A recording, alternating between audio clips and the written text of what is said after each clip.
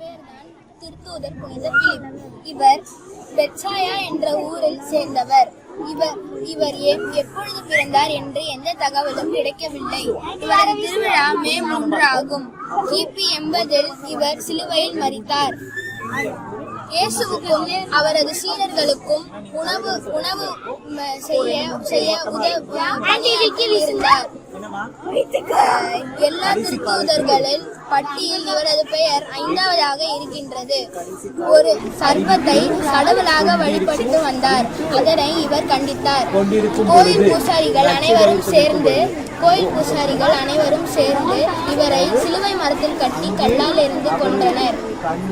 இவரை தாடி வைத்த மனிதர் அல்லது அப்பக்கூடையையும் சிலுவையையும் வைத்துக் கொண்டிருக்கும் மனிதர் என்று கூறலாம். நன்றி.